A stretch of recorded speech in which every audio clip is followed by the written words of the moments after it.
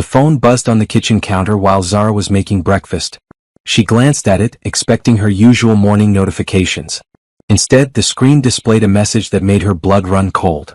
Reminder, Jackson's soccer game today at 3 p.m. Don't forget to bring his cleats. Love you. See. Zara stared at the message. Jackson. They didn't have a son named Jackson. They didn't have any children at all. After 8 years of marriage, she and Trevor had been trying, but nothing had happened yet. The doctors said there was no medical reason. Just timing, they said. Keep trying, they said. Her hands started shaking. She picked up the phone. It was Trevor's. He must have grabbed hers by mistake this morning when he rushed out for his early meeting. They had the same phone model, same black case. An easy mistake. But this message was no mistake. Zara sat down heavily in the kitchen chair. Her heart pounded so hard she could hear it in her ears. She looked at the message again. The sender was saved as C with a heart emoji. Who was C? And who was Jackson? Her fingers moved before her brain could stop them. She opened Trevor's text messages. There were dozens from C, hundreds actually. She scrolled up, her stomach twisting with each message she read. Can't wait to see you tonight. The kids miss their daddy. Thank you for fixing the sink. You're the best husband. Husband. Zara felt like she might throw up. She kept scrolling. There were photos. A woman with long brown hair and a wide smile. 2 children. A boy who looked about 6. A girl who couldn't be more than 4. They were sitting on a couch Zara had never seen, in a living room she didn't recognize. But Trevor was there. In every photo. Trevor holding the little girl. Trevor teaching the boy to ride a bike. Trevor cutting a birthday cake with the woman's hand resting on his shoulder. How long had this been going on? Zara's hands trembled as she went to Trevor's photo gallery. She found a folder labeled Family. Her breath caught.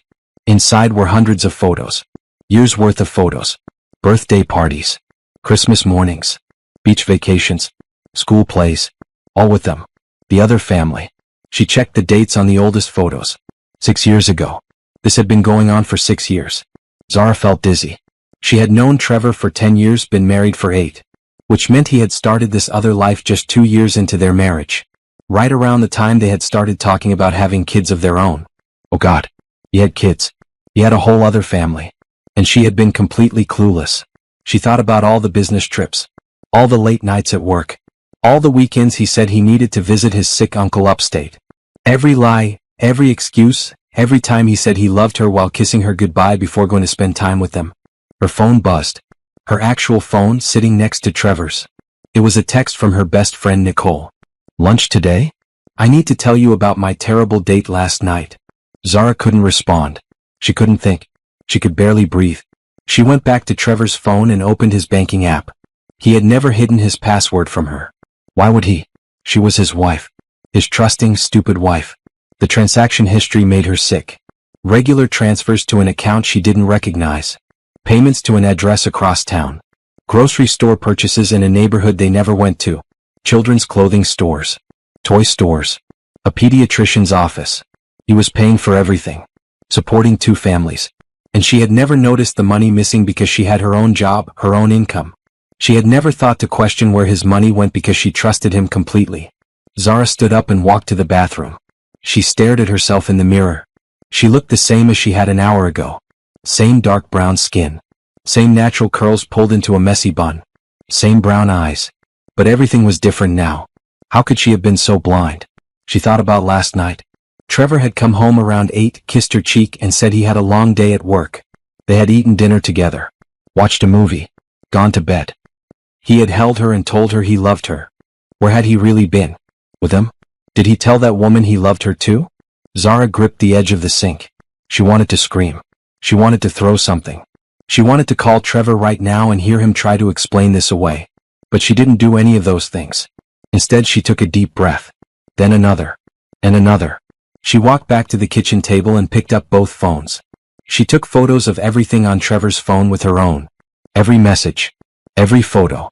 Every transaction. She sent them all to her email. Then she went through his other apps. His calendar showed 2 sets of appointments. His notes app had reminders for both families. His voice memos had recordings of the children calling him daddy. Evidence. She needed evidence. By the time Trevor's phone started ringing with his actual ringtone, Zara had documented everything. She let it ring. It was probably him, realizing he had the wrong phone. She answered. Hello. Hey babe, Trevor said, sounding casual and relaxed. I think we switched phones this morning. I'm heading home to grab mine real quick. Okay, Zara said, her voice surprisingly steady. I'll be here. She hung up and placed his phone back on the counter exactly where she had found it. Then she went upstairs to their bedroom and sat on the edge of the bed she shared with a man she suddenly realized she had never really known at all. Trevor would be home in 15 minutes. Zara had 15 minutes to decide what kind of woman she was going to be. The kind who fell apart? Or the kind who got even? Zara chose even. When Trevor walked through the door 20 minutes later, she was sitting at the kitchen table with a cup of coffee, scrolling through her own phone like nothing had happened. Hey, he said, grabbing his phone from the counter. He checked it quickly, his shoulders relaxing when he saw no messages from her asking questions. Thanks. I would have been lost without this today. No problem, Zara said, not looking up. He kissed the top of her head. I have back-to-back meetings all day. Probably won't be home until late. Don't wait up. Okay. Have a good day. He left. The door clicked shut behind him. Zara immediately opened her laptop. She had work to do. First, she called in sick to her job at the marketing firm. Then she started researching divorce lawyers. Not just any lawyers. The best ones. The ones who specialized in complex cases involving hidden assets and fraud. She made a list of 5 names. Then she called each office and scheduled consultations for the next week, using her maiden name so nothing would alert Trevor if he somehow checked. Next, she did something she never thought she would do. She Googled private investigators in her area. The first 3 she called sounded sleazy. The 4th sounded bored. The 5th, a woman named Patricia Hughes, sounded professional and sympathetic when Zara explained in vague terms what she needed. I can see you tomorrow morning, Patricia said. 9 a.m. Bring any documentation you have. The more evidence you already have, the faster and cheaper this will be for you. Thank you, Zara said. After hanging up, she spent the next 3 hours going through every file, every document, every piece of paper in their home office. She found their joint bank statements and saw the pattern she had missed before. Regular withdrawals. Transfers to accounts labeled as investments that she now realized were nothing of the sort. She photographed everything. Around 2 in the afternoon, Zara did something else she had never done before. She drove across town to the address she had found in Trevor's transaction history. It was a modest house in a neighborhood she had never been to before. Nice enough. A swing set in the backyard. Toys scattered on the front porch. A minivan in the driveway. Zara parked down the street and watched. At 3:15, a woman came out of the house with 2 children. The boy and girl from the photos. The woman was pretty in a casual way. Jeans and a t-shirt. Hair in a ponytail. She looked tired but happy as she buckled the kids into the minivan. They drove away and Zara followed from a distance. They went to a soccer field. The boy ran out to join a team of other kids his age. The woman sat in the stands with the little girl on her lap. Zara watched from her car. She felt like she was watching a movie about someone else's life. But it was real. This was Trevor's other family. His other life. She didn't know how long she sat there. Long enough to see the game end. Long enough to see the boy run to his mother, excited and sweaty. Long enough to see them drive away again. Zara went home. She made dinner. She cleaned the kitchen. She showered. She put on pajamas. She got into bed. Trevor came home around 11 just like he said he would. Hey, he whispered, sliding into bed beside her. You still awake? Yeah, she said. How was your day? Fine. Quiet. How were your meetings? Long, exhausting. I'm glad to be home. Home. This home. Not his other home with his other family. Zara turned to look at him in the darkness. Trevor? Yeah. Do you ever think about having kids? He was quiet for a moment. Of course. We've talked about this. When the time is right. When do you think the time will be right? I don't know, babe. Maybe in a year or 2. I just want to make sure we're financially stable first. Financially stable. While he was supporting another family. Okay, Zara said. Good night. Good night. Love you. Love you too. The lies came so easily to both of them now. The next morning, Zara met with Patricia Hughes. The investigator was a woman in her 50s with sharp eyes and a no-nonsense attitude. Zara laid out everything she had found. The photos. The messages. The financial records. The address. Patricia looked through it all, making notes. This is good. You've done half my job already. But we need more. We need to document his movements. We need to prove the extent of his deception. We need evidence that will hold up if he tries to hide assets during the divorce. How long will that take? A month? Maybe 2. It depends on how careful we need to be. I can wait, Zara said. I've been waiting for 8 years without knowing it. I can wait a little longer. Patricia smiled grimly. You're handling this better than most people would. I haven't had time to fall apart yet, Zara admitted. Right now I'm just angry. Really, really angry. Good. Use that. Anger is better than sadness right now. Sadness makes you weak. Anger makes you smart. Zara hired her on the spot. Over the next 4 weeks, Patricia worked. She followed Trevor. She documented his schedule. She took photos of him entering and leaving the other house. She tracked his movements and proved without a doubt that he was living a double life. During those 4 weeks, Zara played the perfect wife. She smiled when Trevor came home. She kissed him goodbye in the mornings. She made dinners and watched movies and pretended everything was normal. But inside she was planning. She opened a new bank account at a different bank, one where Trevor had no access. She started transferring small amounts of her own money into it. Nothing he would notice. Just enough to build a safety net. She changed all her passwords. Her email. Her social media. Her online banking. Everything. She made copies of every important document and stored them in a safety deposit box he didn't know about. She called her mother's lawyer and asked about the money her mother had left her when she died 3 years ago. It was in a trust account. Trevor couldn't touch it.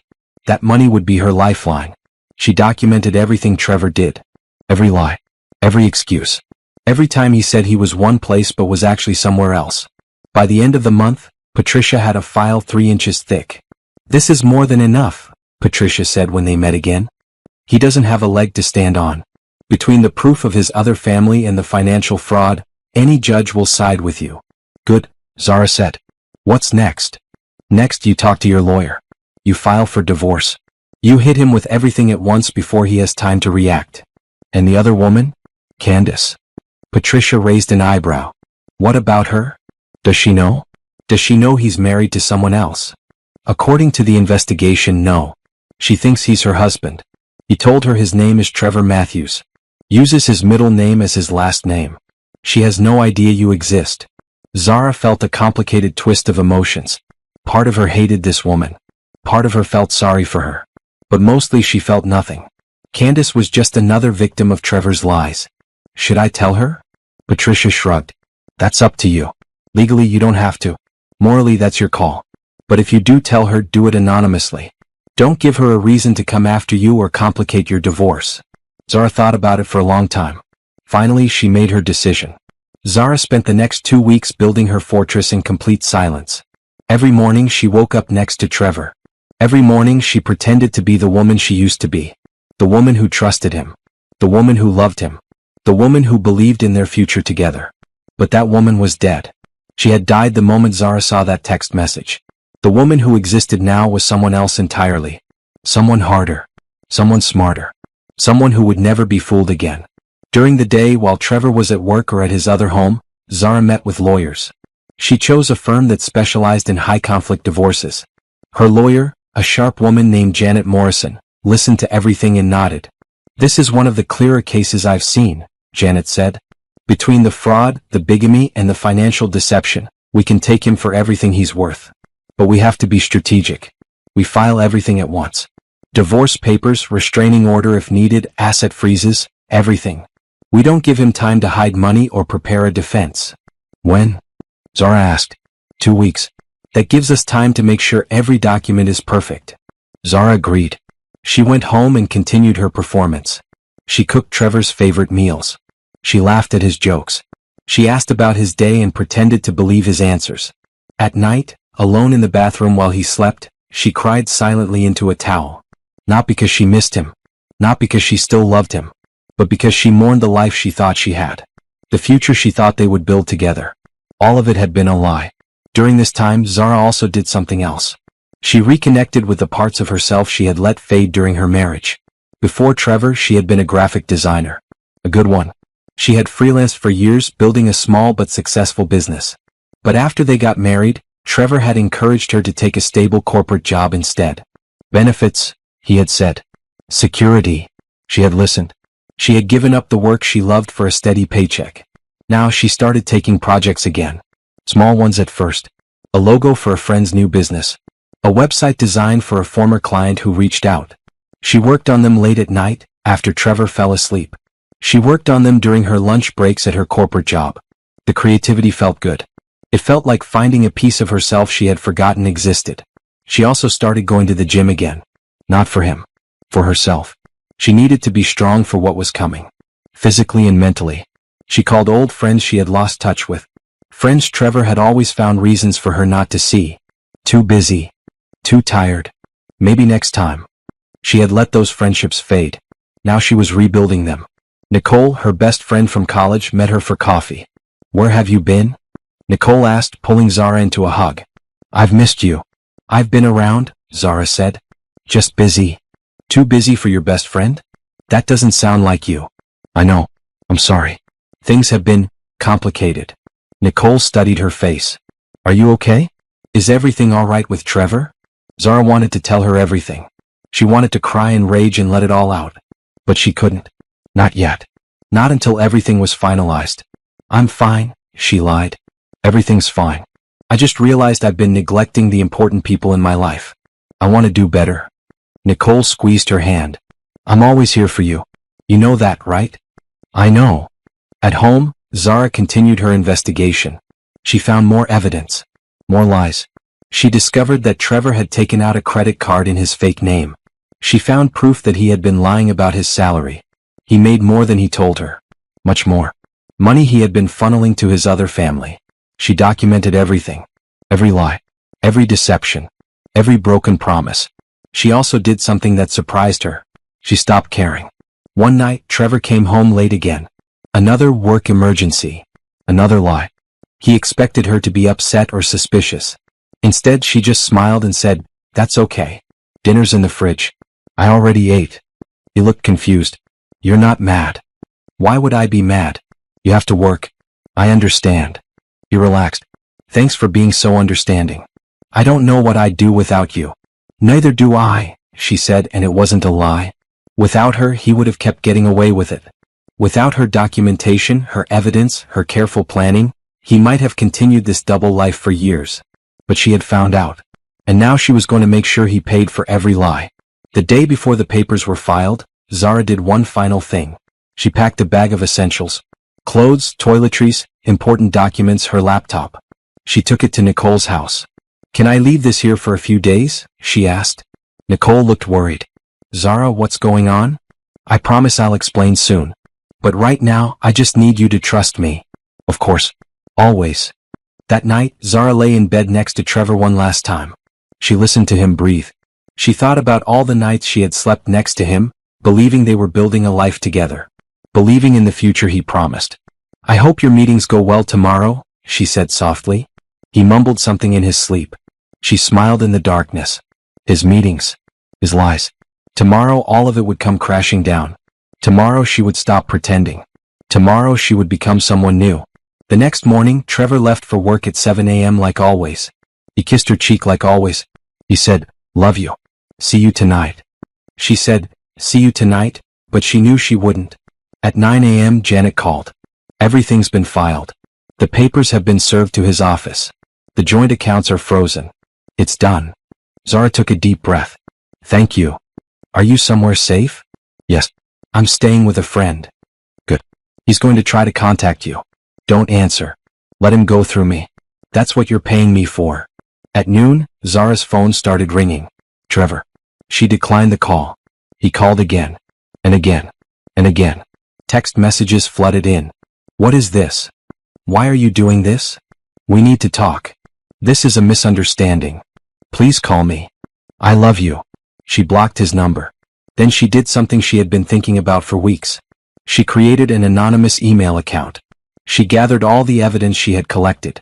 Photos of her and Trevor's marriage certificate. Photos of their home. Photos of him at various events where he had told Candace he was somewhere else. And she sent it all to Candace with a simple message. "You deserve to know the truth. I'm sorry you have to find out this way. Trevor has been married to me for 8 years. He's been lying to both of us.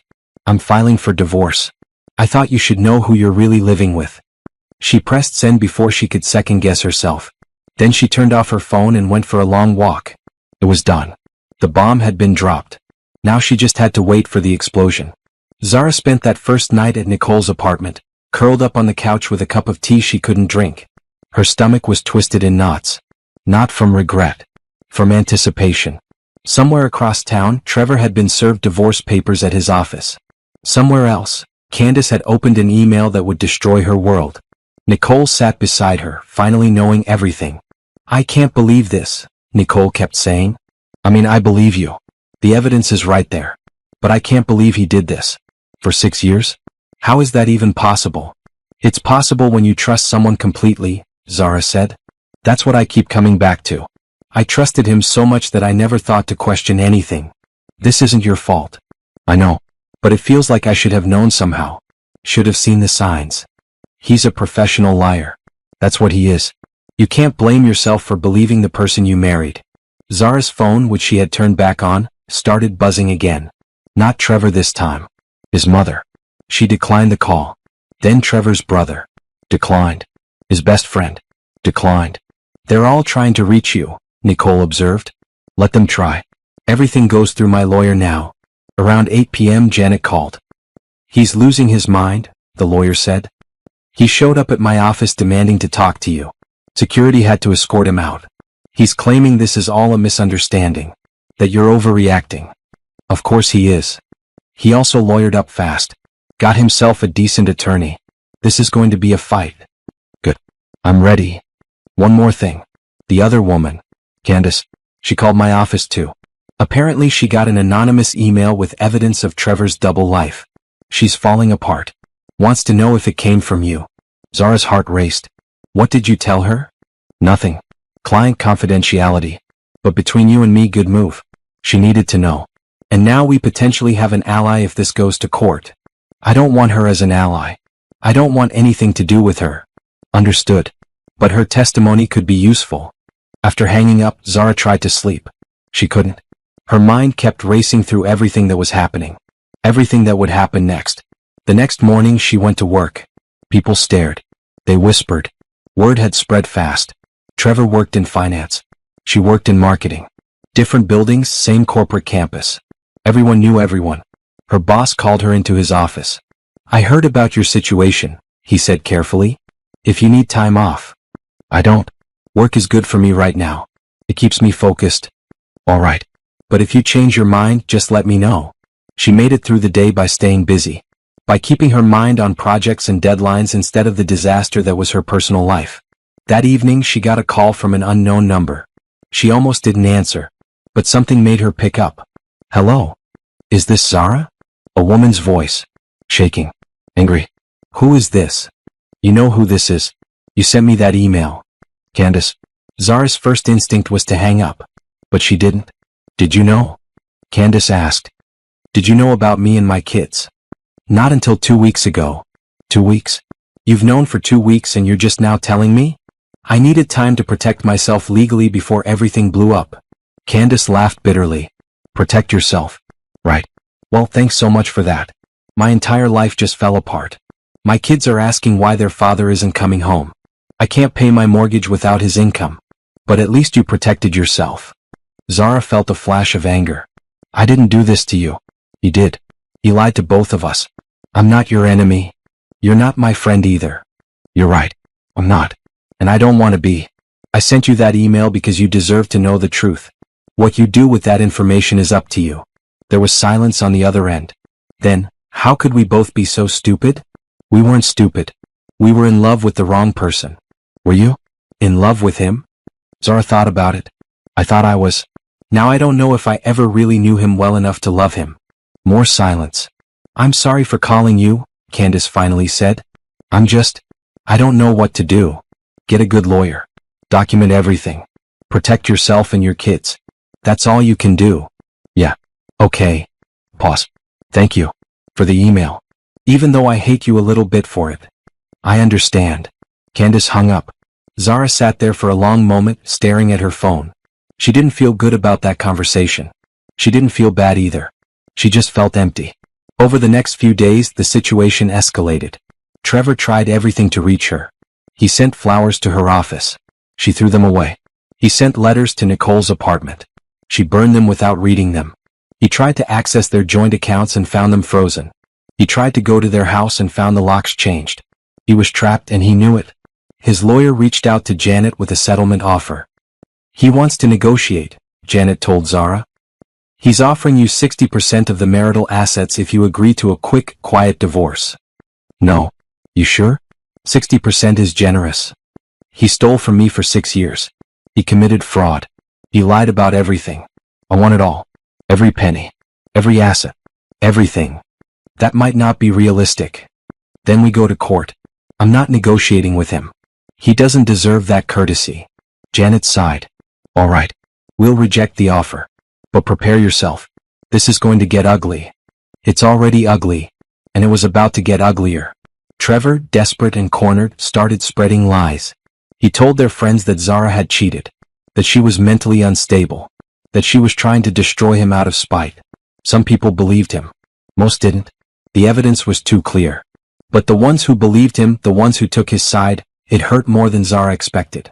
His mother called again. This time Zara answered. How could you do this to my son? She demanded. Did he tell you about his other family? His other kids? Silence. That's what I thought. Ask him about Jackson and Lily. Ask him about Candace. Then call me back if you still think I'm the villain here. She hung up. 10 minutes later, Trevor's mother called back. She was crying. I didn't know, she sobbed. He told me you were lying. But I called Candace. She answered. The kids were in the background calling for their daddy. Oh God, I didn't know. I know you didn't. I'm so sorry. For what he did to you. For not believing you. For everything. It's not your fault. He's my son. I raised him. I must have done something wrong. You didn't? He made his own choices. He's the only one responsible for this. They talked for another hour. Trevor's mother apologized over and over. She offered to testify on Zara's behalf if needed. She said she would never forgive her son for what he had done. When Zara hung up, she felt strangely lighter. Trevor's own mother had turned against him. His lies were collapsing. His world was crumbling. And Zara? She was just getting started. The next 2 months were a battlefield. Trevor fought dirty. He hired a team of lawyers who tried to paint Zara as vindictive and greedy. They claimed she was exaggerating his relationship with Candace. They argued that the money he spent on his other family was minimal and didn't constitute fraud. They were grasping at straws and everyone knew it. In court, Janet presented the evidence methodically and brutally. Photos of Trevor with his other family spanning 6 years. Financial records showing hundreds of thousands of dollars diverted from their joint accounts. Text messages where Trevor used different names and maintained separate lives. The judge was not impressed with Trevor's defense. Mr. Mitchell, the judge said, looking over his glasses at Trevor, you maintained 2 households. You fathered children with another woman while married. You created false financial accounts. You lied under oath about your income. This isn't a case of marital disagreement. This is systematic fraud and deception. Trevor's lawyer tried to argue. The judge cut him off. I'm awarding Mrs. Mitchell 70% of all marital assets. That includes the house, the investments, the retirement accounts, everything accumulated during the marriage. Mr. Mitchell, you're also responsible for all court costs and attorney fees for both parties. Trevor looked like he might be sick. Furthermore, the judge continued, I'm ordering an investigation into your finances to determine if there are any hidden assets. If we find any, they will be seized and awarded to Mrs. Mitchell as well. It was everything Zara had hoped for and more. Trevor tried one more time to talk to her outside the courthouse. He pushed past Janet and grabbed Zara's arm. Please, he said. We can fix this. We can go to counseling. I'll do whatever you want. Just don't throw away 8 years of marriage. Zara looked at his hand on her arm. Then at his face. The face she had kissed goodnight for years. The face that had lied to her over and over. Let go of me, she said quietly. Zara, please.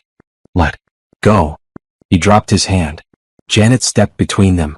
Mr. Mitchell, if you touch my client again, I'm filing a restraining order. Do you understand? Trevor looked desperate. Broken. I love you, he said to Zara. I know I messed up, but I love you. No, Zara said. You don't love me. You love having someone to lie to. You love having someone who trusted you completely. But that person is gone. I'm someone different now. And you don't get to touch me or talk to me or be any part of my life ever again. She walked away without looking back. Back at work, things were complicated. Some colleagues supported her. Others gossiped. A few treated her like she was contagious, like divorce was something they could catch. But Zara didn't care anymore. She had stopped caring what people thought the moment she found out about Trevor's lies. She threw herself into her work. Not the corporate marketing job she had taken to please Trevor. The design work she loved. The freelance projects that made her feel creative and alive. She started small. A website redesign for a local restaurant. Business cards for a friend starting a photography business. A logo for a nonprofit. Word spread. Her old clients from before her marriage started reaching out. They had seen her work. They remembered how good she was. They wanted to hire her again. Within 3 months, she had more projects than she could handle alone. She made a decision. She quit her corporate job and went back to freelancing full-time. It was risky. It was scary. But it felt right. Nicole was supportive but worried. Are you sure? That job had benefits. Security. Security is an illusion, Zara said. I had a marriage. I had a house. I had a husband I trusted completely. And all of it was a lie. So no, I'm not interested in security anymore. I'm interested in being happy. She rented a small office space downtown. Nothing fancy. Just a room with good light and enough space for her desk and computer. She painted the walls herself. A soft blue that made her feel calm. She put up a sign, Zara Wilson Design. Wilson was her maiden name. She was taking it back officially as part of the divorce. Her first official client as an independent business owner was a startup tech company that needed a complete brand identity. They offered her more money than she made in 3 months at her old corporate job. She worked late nights and early mornings. She poured everything she had into creating something beautiful for them. When she presented the final designs, the CEO nearly cried. This is exactly what we needed, he said. How did you know? I didn't, Zara admitted. I just listened to what you wanted and created something honest. The company loved her work so much they referred her to 3 other startups. Those startups referred her to others. Within 6 months, Zara had a waiting list of clients. She hired an assistant. A recent graduate named Brianna who was eager and talented and reminded Zara of herself years ago. This is amazing, Brianna said on her first day. I can't believe you built all this from scratch. Not from scratch, Zara corrected. From rubble. There's a difference. During this time, Trevor's life was falling apart in spectacular fashion. His employer found out about his double life and the fraud involved. They launched an internal investigation. It turned out Trevor had been using company resources for his personal life. Company credit cards. Company time. Company money. He was fired. Without his job, he couldn't afford to pay child support to Candace or maintain his lifestyle. He moved into a cheap apartment. His car got repossessed. His credit cards maxed out. Friends who had supported him at first started to pull away when they realized the extent of his lies. No one wanted to be associated with him. His mother stopped taking his calls after he tried to borrow money from her to pay his lawyer. Trevor tried one last time to reach out to Zara. Not through lawyers this time. Through social media. He created a fake account and sent her a message. I know you hate me. I don't blame you. But I'm drowning here. I lost everything. My job, my home, my family. Both families. I have nothing left. If you ever cared about me at all, please, I'm begging you. Can we talk? Zara stared at the message for a long time. A part of her, a small part, felt sorry for him. He had destroyed his own life. He was suffering the consequences of his choices. He had no one to blame but himself. But he had also destroyed her life. Or tried to. He had lied to her for years. Stolen from her. Made her question everything she thought was real. She blocked the account without responding. She didn't owe him anything. Not her sympathy. Not her forgiveness. Not her help. He had made his choices. Now he had to live with them. 1 year after finding out about Trevor's betrayal, Zara sat in her office and looked around at what she had built. The space had grown. She now rented the entire floor of the building. Her team had expanded to 5 people. 2 designers, 1 project manager, 1 social media manager, and Brianna, who had been promoted to creative director. Her client list included major corporations, successful startups, and nonprofits doing meaningful work. She turned down more projects than she accepted. Not because she couldn't handle them, but because she had learned to value her time and energy. She had also learned to value herself. The divorce had been finalized 3 months ago. The house had sold, and her 70% of the marital assets had been deposited into her accounts. It was more money than she had ever imagined having. She could have retired. Could have traveled the world. Could have done nothing for the rest of her life. Instead, she worked harder than ever. But this time she was building something for herself. Something that made her proud.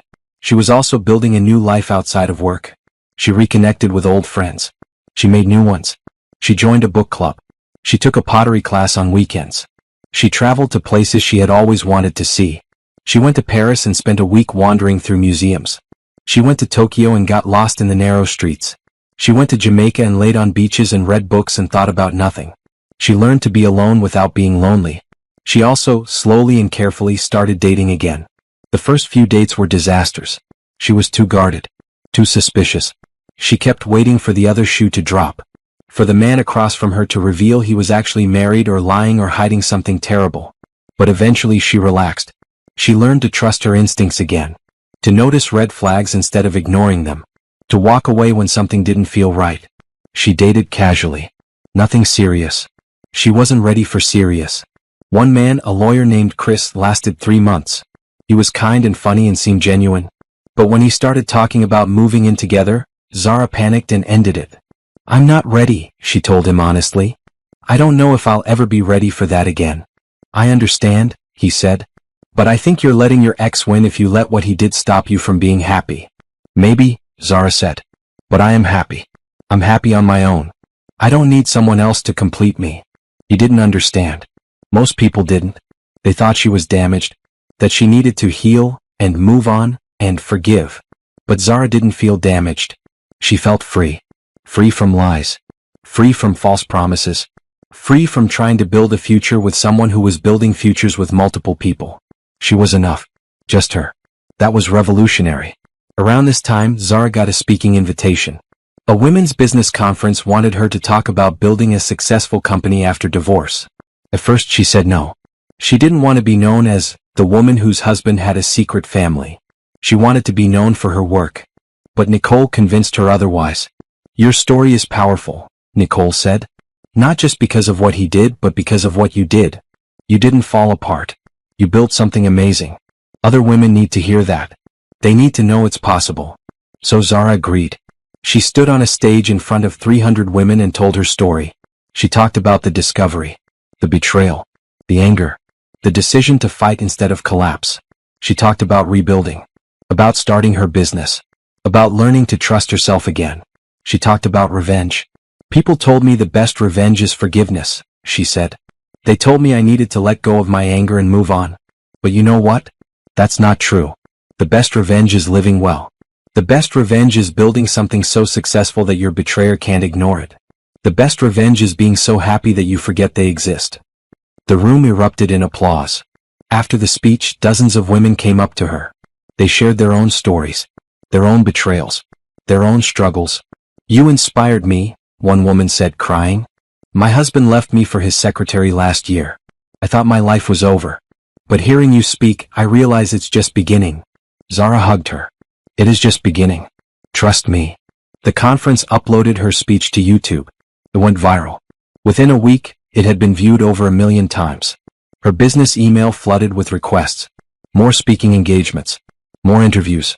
More clients. A magazine wanted to profile her. A publisher wanted her to write a book. A television producer wanted to option her story for a movie. It was overwhelming and exhilarating and terrifying all at once. She hired a manager to handle the requests. She said yes to some opportunities and no to others. She stayed focused on what mattered: her work, her business, her life. One evening, she was working late at her office when Brianna knocked on her door. "There's someone here to see you," Brianna said, looking uncomfortable. "I don't have any appointments scheduled." "I know. He said he's your ex-husband." Zara's blood went cold. "Tell him I'm not here." "I already did. He won't leave. He says he'll wait all night if he has to." Zara stood up. She was done hiding from Trevor. Done letting him have any power over her life. "Call security," she said. "If he's not gone in 5 minutes, have them remove him." "Are you sure? He looks pretty desperate." "I don't care how he looks. He doesn't get to show up at my business and demand my time." Brianna nodded and left. Zara sat back down and tried to focus on her work. But her hands were shaking. She hated that he could still affect her like this. Hated that just his presence in the building made her anxious. For minutes later, Brianna came back. He's gone. Security escorted him out. Did he say anything? Just that he needed to talk to you. That it was important. It's not. If he comes back, don't even tell me. Just have security handle it. That night, Zara went home to her new apartment. A beautiful loft with floor-to-ceiling windows and exposed brick walls. A space that was entirely hers. No memories of Trevor. No ghost of their failed marriage. She poured herself a glass of wine and stood at the window, looking out at the city lights. She had come so far in 1 year. From broken to powerful. From victim to victor. But she still had moments like this. Moments where Trevor's shadow tried to darken her life. Moments where she felt the old fear creeping back in. She wouldn't let it win. She raised her glass to her reflection in the window. To me, she said. For surviving. For thriving. For winning. She drank deeply and smiled. The future was hers now. And it was going to be spectacular. Trevor's life had become unrecognizable. Not that Zara was keeping tabs. She wasn't. But information had a way of finding her anyway. Through mutual friends who couldn't help but share. Through his mother, who still called Zara occasionally to apologize and update her. Through the simple fact that his downfall was so complete that people talked about it. He had lost his job. Lost his apartment when he couldn't make rent. Lost his car. Lost any semblance of the life he had once lived. He was crashing on his brother's couch. His brother's wife wasn't happy about it. Candace had taken him to court for child support. Between what he owed her and what he owed Zara, he was drowning in debt. He had declared bankruptcy, but it didn't erase everything. He was working 3 part-time jobs. Delivery driver. Retail stock person. Night shift at a warehouse. None of them paid well. All of them were exhausting. He had tried to reach out to old friends for help. Most had stopped responding to his calls. His mother had offered to help initially, but after he asked for money one too many times, she had set firm boundaries. She would give him emotional support but no financial help. He had made his bet, she said. Now he had to lie in it. Trevor was desperate. And desperate people do desperate things. He showed up at Zara's office 2 more times. Both times, security escorted him out before he could get past the lobby.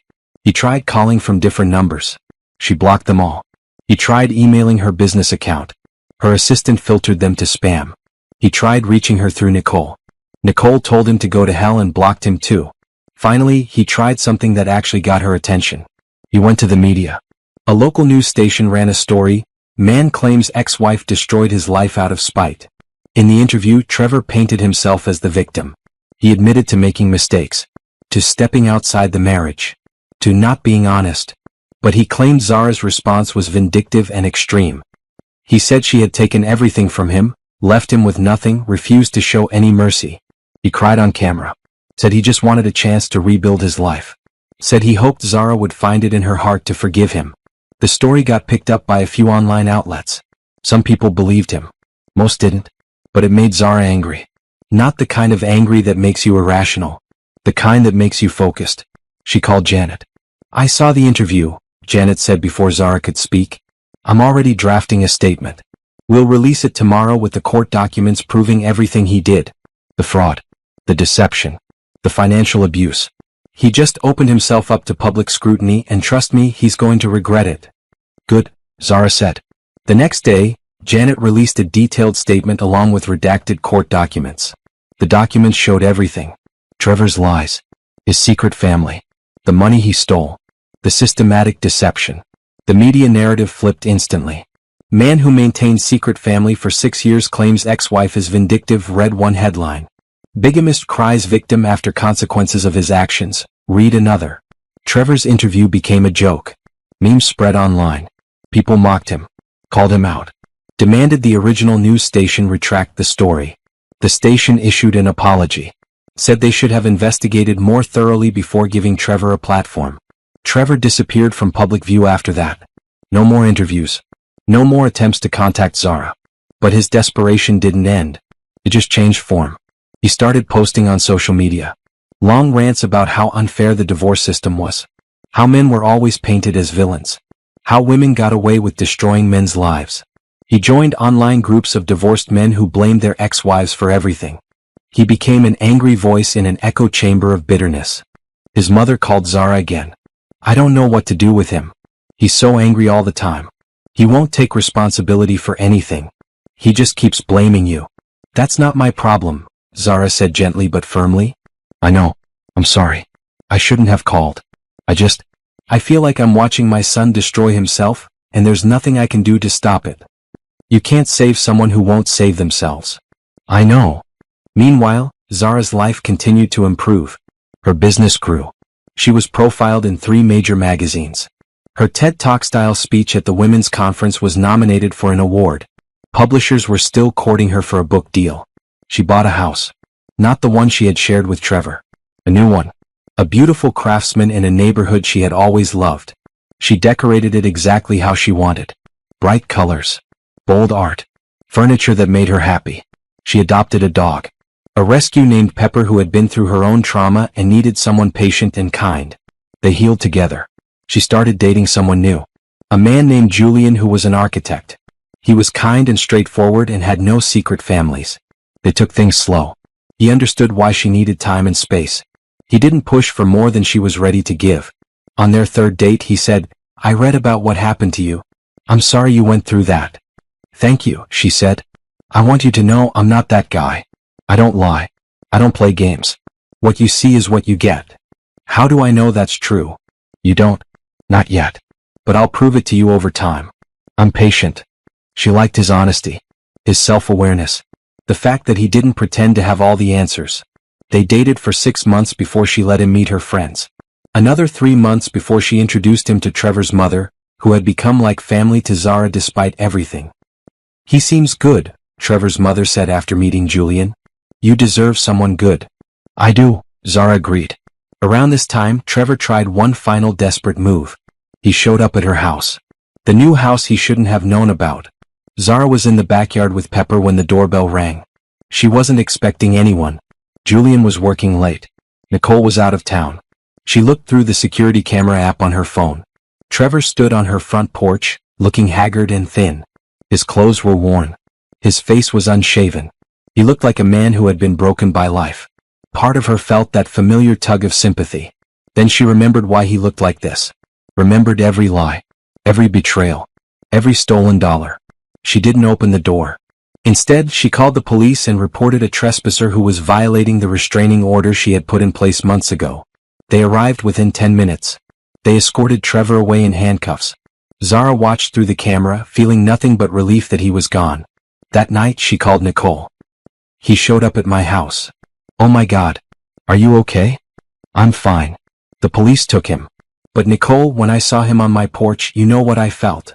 What? Nothing. Absolutely nothing. Not anger. Not sadness. Not even satisfaction. Just nothing. Like he was a stranger I used to know. That's good, right? It's everything. It means he has no power over me anymore. None at all. After hanging up, Zara sat on her couch with Pepper curled beside her and thought about the journey she had been on. From the morning she found that text message to this moment, she had transformed completely. She wasn't the same woman who had trusted blindly, who had given pieces of herself away to make someone else happy, who had dimmed her own light to make room for someone else's. She was someone new, someone stronger, someone who knew her own worth. And Trevor? He was just a chapter in her story, a painful one, an important one, but not the ending. The ending was still being written, and it was going to be beautiful. 18 months after the divorce, Zara stood in front of a room full of reporters and cameras. She was launching something new, something bigger than her design business. A mentorship program for women rebuilding their lives after divorce. The program offered free business consulting, legal resources, therapy services, and networking opportunities. It was funded by a grant she had secured and by donations from successful women who wanted to give back. I know what it feels like to have your entire life pulled out from under you, Zara said into the microphone. I know what it's like to question everything you thought was true. To wonder if you'll ever feel whole again. This program exists because I want other women to know they're not alone. And more importantly, that they can not only survive but thrive. The program launched with 20 participants. Within 6 months, the waiting list was over 200 women long. Zara hired staff to help manage it. Former therapists, lawyers, business consultants, all women who had been through their own divorces and wanted to help others. The program became her passion project. Her design business was still successful, still growing, but this felt more meaningful. This felt like turning her pain into purpose. She met with participants regularly, heard their stories, offered advice, connected them with resources, watched them grow stronger week by week. One woman, a mother of 3 named Amanda, told Zara, "You saved my life. I was ready to give up. Go back to my ex just because I didn't think I could make it on my own. But you showed me I could." "I didn't save you," Zara said. "You saved yourself. I just gave you some tools." The program got media attention, positive attention. Zara was invited on talk shows, asked to write articles, requested to speak at universities and conferences. She said yes to the opportunities that aligned with her values, no to the ones that felt exploitative or sensational. A publisher finally convinced her to write a book. Not a memoir about Trevor and his betrayal. A guide for women rebuilding after divorce. Practical advice mixed with personal stories from her and the women in her program. She spent 6 months writing it. Late nights after work. Weekends at coffee shops. Early mornings before the rest of the world woke up. When it was finished, she felt proud. It was honest and helpful and real. The book launched to strong sales. It hit bestseller lists. It reached women who needed it. Zara did a book tour. 20 cities in 30 days. She was exhausted but energized. Every event was packed with women who wanted to share their stories, who wanted to thank her, who wanted to know how to start over. "You're changing lives," Julian told her on the phone one night when she was in Seattle for an event. "I'm just sharing what I learned," she said. "That's how you change lives." Julian had become a steady presence in her life. They had been dating for over a year now. He had proven himself patient and trustworthy and genuine. He didn't push for more than she was ready for. He supported her work and her growth. He made her laugh. She loved him. Not the desperate, all-consuming love she thought she had for Trevor. Something quieter, steadier, more real. When she got back from the book tour, he took her to dinner at the restaurant where they had their first date. "I have something I want to talk to you about," he said. Zara felt a flash of panic. Here it comes, she thought. He wants to get married. He wants to move in. He wants something I'm not ready to give. But Julian knew her well. He saw the fear in her eyes. "It's nothing scary," he said quickly. "I just want you to know that I'm happy with things exactly as they are. I don't need more. I don't need labels or commitments or timelines. I just want to keep being part of your life in whatever way you're comfortable with." Zara felt tears in her eyes. "You mean that?" "Completely. You've been through hell. You've rebuilt yourself into someone amazing. I'm not going to pressure you to be anything other than exactly who you are right now." She reached across the table and took his hand. "Thank you." "For what?" "For understanding. For being patient. For not making me feel broken because I'm still figuring out how to trust people." "You're not broken. You're careful. There's a difference." That night, Zara realized something important. She could be happy without being healed. She could build a beautiful life while still carrying scars. She didn't have to be perfect or completely over her trauma to deserve good things. She was enough. Right now. As she was. Meanwhile, Trevor had violated his restraining order again. He was sentenced to 30 days in jail. When he got out, his brother refused to let him return to the couch. His mother maintained her boundaries. He had nowhere to go. He ended up in a homeless shelter. Working odd jobs. Barely surviving. Some people felt sorry for him.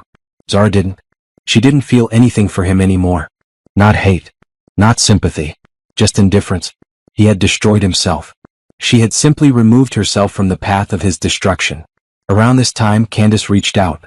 Not by phone this time. By email. "I know we agreed not to contact each other," the email read. "But I wanted you to know that I'm okay now. I got a good job. My kids are doing well. I'm dating someone who treats me with respect. I'm building a new life. I wanted to thank you for sending me that email 2 years ago. As much as it hurt at the time, it set me free. I hope you're doing well too." Zara wrote back a short reply. "I'm glad you're okay. Thank you for letting me know. Take care of yourself." She didn't want to be friends with Candace. Didn't want to maintain any connection. But she was glad Candace had found her way forward too. They were both survivors of the same liar. They both deserved to be happy. 6 months later, Zara opened a second office for her design business in another city. She expanded her team to 15 people. She won industry awards. She was interviewed for documentaries about women in business. Her mentorship program expanded too. They now served women in 5 states. The success stories kept coming. Women who had gone from broken to business owners. From victims to victors. Zara's house was filled with thank you cards and letters from women whose lives had changed. She kept them all in a box in her office. On hard days, she read through them as a reminder of why her pain had been worth it. She was making a difference, creating ripples of change that extended far beyond her own story. One evening, she was working late at home when Julian came over with takeout. "You're always working," he said, kissing her cheek. "I love what I do." "I know. It's one of my favorite things about you. Your passion." They ate dinner on her couch, Pepper sprawled across both their laps. "Can I ask you something?" Julian said. "Always. Do you ever think about him? Trevor?" Zara thought about it honestly. "Not really. Sometimes something will remind me of that time in my life. But him specifically? No.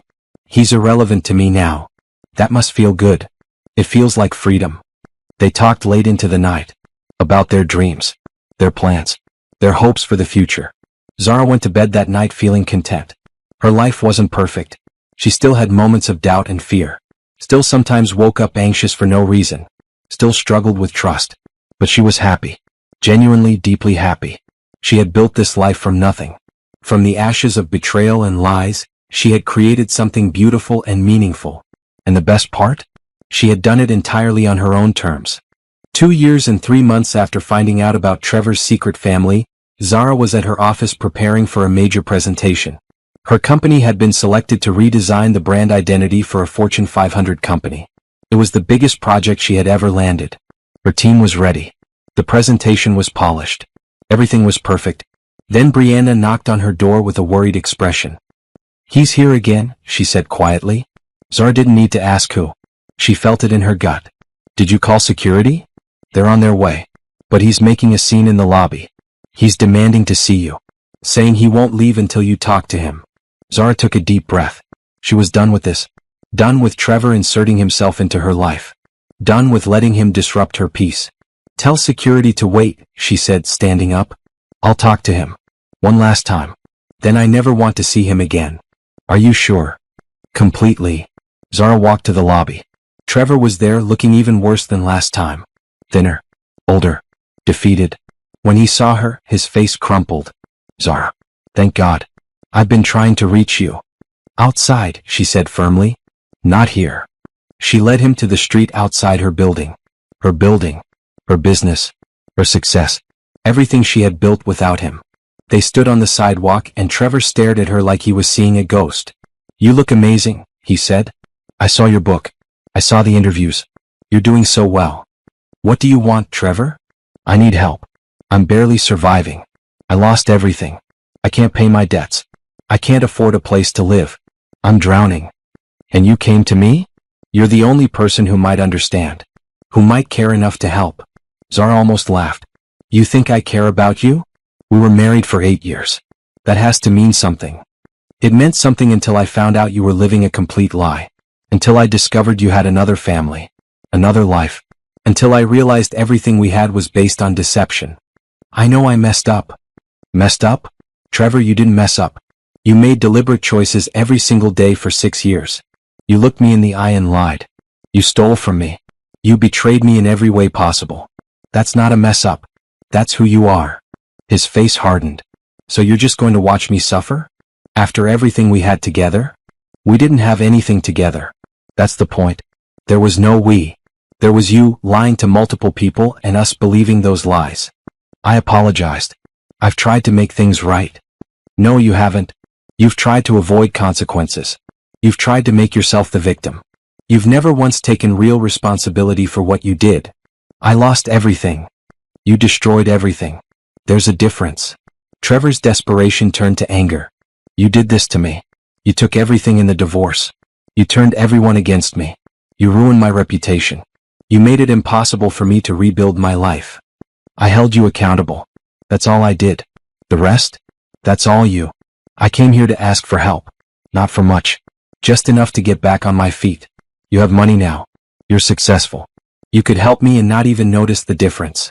Zara stared at him. "You really don't get it, do you?" "Get what?" "I don't owe you anything. Not my money. Not my sympathy. Not my help. Nothing. You spent years taking from me. My trust. My love. My money. My time. Years of my life that I can never get back. You took and took and took and you never gave anything real in return. Just lies. So no, Trevor. I'm not going to help you. I'm not going to give you one more second of my energy or one more dollar of my money. So that's it? You're just going to let me suffer? You're suffering because of your own choices, not because of me. I moved on. I rebuilt. I created something beautiful from the wreckage you left behind. What you do with your life now is your problem, not mine. You're cold, he spat. You're heartless. I used to love you and now I don't even recognize you. Good, Zara said calmly. Because the woman you loved was someone who didn't know her own worth. Someone who made herself smaller to make room for you. That woman is gone. I'm someone better now. Someone stronger. Someone who will never let anyone treat her the way you did ever again. I hope you're happy, Trevor said bitterly. I hope all this success and money makes you happy, because you're going to end up alone. Zara smiled. Actually smiled. I'm not alone. I have friends who value me. A partner who respects me. A business I'm proud of.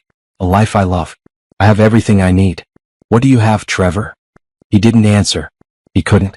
This is the last time we're going to speak, Zara said. I want you to know something. I don't hate you. I don't think about you enough to hate you. You're just someone I used to know who taught me what I don't want in my life. Thank you for that lesson. Now please leave and don't come back. She turned and walked back into her building without waiting for his response. Her hands were shaking. Her heart was racing. But she felt powerful. Like she had finally closed a door that had been stuck open for too long. Security met her in the lobby. Do you want us to remove him? Yes. And update the ban list. If he comes back, I want the police called immediately. No more warnings. No more chances. Understood. Zara went back to her office. Brianna was waiting. Are you okay? I'm perfect, Zara said. And she meant it. That evening she called Julian and told him what happened. How do you feel? He asked. Free. Finally free. I think I've been carrying this weight of wondering when he would pop up again, what he would want, how I would react. Now I know. I react by being strong. By remembering who I am now. By not letting him have any power over me. I'm proud of you. I'm proud of me too. That night, Zara slept better than she had in months. No dreams about Trevor. No anxiety about the past. Just deep, peaceful sleep. The next morning, she woke up ready to tackle her presentation. Her team delivered it flawlessly. The Fortune 500 company loved it. They signed a contract worth more than Zara made in 3 years at her old corporate job. Her team celebrated with champagne in the office. Brianna gave a toast to Zara, who built all this from scratch and showed us what real strength looks like. Everyone raised their glasses. Zara looked around at the faces of her team. Her chosen family. People who respected her and valued her and were part of the life she had built. She thought about where she had been 2 years ago. Broken. Devastated. Wondering how she would survive. And look at her now. Surviving wasn't even the goal anymore. She was thriving. She had won. Not by destroying Trevor. But by refusing to let his destruction touch her. That was the best revenge of all. 2 years and 7 months after discovering Trevor's betrayal, Zara stood in her new home and looked around with satisfaction. She had sold the house she bought after the divorce and upgraded to something even better. A stunning modern home with a view of the city. 3 bedrooms, an art studio, an office, a yard for Pepper. It was perfect. Julian helped her hang the last painting in the living room. They had officially moved in together 3 months ago. It had felt right. Natural. Not scary like she thought it would be. This place is incredible, he said, stepping back to admire their work. We're incredible, Zara corrected. Her phone rang. It was her editor. Your book just hit the New York Times bestseller list, the editor said. Number 3. Zara screamed. Julian looked confused until she told him, then he picked her up and spun her around. I'm so proud of you, he said when he put her down. We should celebrate. That night, they had dinner with Nicole and her new girlfriend Simone. They toasted to success, to friendship, to new beginnings. I can't believe how far you've come, Nicole said. I remember when you first found out about Trevor. You were so destroyed. And now look at you. You're thriving. I had help, Zara said. You were there for me when I needed it most. Always. The conversation turned to other topics. Nicole's promotion at work. Simone's art exhibition. Julian's latest architectural project. Normal life. Happy life. Life without drama or secrets or lies. Later that week, Zara got a call from Trevor's mother. I wanted you to know, she said carefully. Trevor moved out of state. Got a job in construction somewhere in Arizona. He said he needs a fresh start. Good for him, Zara said neutrally. He asked about you. I told him you were doing well. Happily moved on. I hope that was okay. It's fine. It's the truth. It is. I'm glad you found happiness, Zara. You deserve it after everything. So do you? How are you doing? They talked for a while about normal things. Trevor's mother had joined a book club.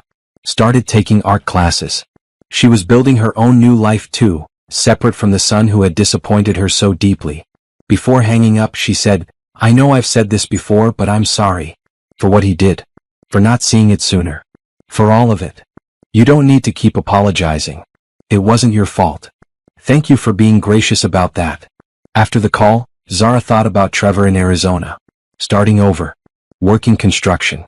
Living a smaller life than he once had. She didn't feel happy about his struggles. Didn't feel sad either. Just neutral. He was doing what he needed to do to survive. That was his journey now. Not hers.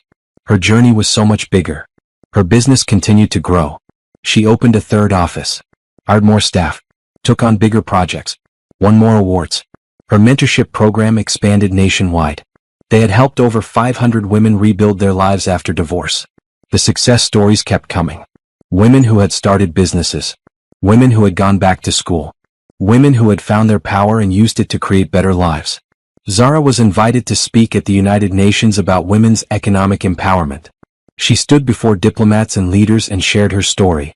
Not as a victim. As a victor. When we support women through their worst moments, she said, we don't just help individuals. We change families, communities, economies. My story is one of millions. But it shows what's possible when women are given resources and support to rebuild. The speech was covered by international media. Her program got grants from major foundations. The work expanded further. She was making a real difference. Living a life of purpose and meaning. One Saturday morning, 3 years after finding that fateful text message, Zara woke up in her beautiful home next to Julian. Pepper was sprawled across the foot of the bed. Sunlight streamed through the windows. She lay there for a moment, taking it all in. She thought about the woman she used to be. The one who trusted blindly. Who dimmed her light. Who made herself smaller to fit into someone else's life. That woman was gone. Replaced by someone who knew her worth. Who demanded respect. Who built her own empire. She had survived the worst betrayal of her life. Not just survived. Thrived. She had her own successful business. A book that was helping thousands of women. A program that was changing lives. A home she loved. A partner who respected her. Friends who valued her. A dog who adored her. She had everything she needed. Everything she wanted. And Trevor? He was just a footnote in her story. A painful chapter that led to better things. She got out of bed quietly, not wanting to wake Julian. She made coffee and went out to the back deck. The morning was cool and beautiful. She thought about revenge. About justice. About consequences. People used to tell her that the best revenge was forgiveness. That she needed to let go of her anger and move on. But they were wrong. The best revenge was this. This life. This happiness. This success. The best revenge was becoming someone so powerful and successful that her betrayer became irrelevant. The best revenge was living so well that she forgot to think about him at all. She hadn't forgiven Trevor. She probably never would. But she didn't need to. Forgiveness was for people who were still carrying the weight of their trauma. She had put that weight down. She had walked away from it. She was free. Julian came out with his own coffee and sat beside her. What are you thinking about? He asked. How happy I am. Yeah. I spent so long thinking my life was destroyed. That I would never recover from what happened. But I was wrong. My life wasn't destroyed. It was just redirected. Everything that happened led me here. To this moment. To this life. And I wouldn't change it. Not even the pain? Not even the pain. Because the pain taught me who I really am. It taught me that I'm stronger than I ever knew. That I can build something beautiful from nothing. That I don't need anyone to complete me because I'm already whole. Julian smiled and kissed her temple. That's the sexiest thing you've ever said. She laughed. They sat there together watching the city wake up, and Zara felt complete. Her story wasn't a tragedy. It was a triumph. She had been betrayed, broken, and beaten down. And she had risen from those ashes like fire. She was unstoppable now. Unbreakable. Free. 3 years ago, she had found out about Trevor's secret family and wondered how she would survive. Now she didn't just survive. She conquered. And that was the ending she deserved. 3 years after discovery. Zara stood on stage at another conference, but this time it was different. She was the keynote speaker at the largest women's entrepreneurship conference in the world. 10,000 women in the audience. She talked about her journey. Not dwelling on the pain, but celebrating the transformation. 3 years ago my world fell apart, she said. But in the rubble I found something precious. I found myself. The real me. Not the version I created to please someone else. But the woman I was always meant to be. Strong. Capable. Unstoppable. The audience erupted in applause. I'm not here to tell you that betrayal is a gift. It's not. It's painful and devastating and horrible. But I am here to tell you that what comes after can be beautiful. If you let it. If you choose to build instead of crumble. If you decide that your story doesn't end with someone else's betrayal. It begins there. Standing ovation. After the speech, hundreds of women lined up to talk to her. To thank her. To share their stories. One young woman, probably in her 20s, waited until the end. My husband just left me, she said, crying. He said he's in love with someone else. I feel like my life is over. How did you do it? How did you become this? Zara took her hands. One day at a time. One decision at a time. Decide to survive. Then decide to thrive. It won't be easy. But I promise you it will be worth it. I don't know if I'm strong enough. You are. Trust me. You're stronger than you know. The pain will try to convince you otherwise. Don't believe it. You're going to make it through this. And one day you'll be standing where I am, telling someone else that they can do it too. The woman hugged her, crying harder now. Zara held her and remembered being in that exact place. That exact pain. And look at her now. That night she went home to Julian and Pepper. They ordered pizza and watched a movie. Normal. Simple. Perfect. Before bed, Zara looked at herself in the mirror. Really looked. She saw strength in her eyes. Confidence in her posture. Peace in her expression. She saw a woman who had been through hell and came out victorious. She saw someone she was proud to be. I did it, she whispered to her reflection. I actually did it. And she had. She had taken the worst thing that ever happened to her and turned it into the catalyst for the best life she could imagine. Trevor had tried to break her. Instead he had freed her. That was his gift, whether he meant it to be or not. The life she had built was hers. Every success. Every achievement. Every moment of happiness. All hers. She climbed into bed next to Julian, who was already half asleep.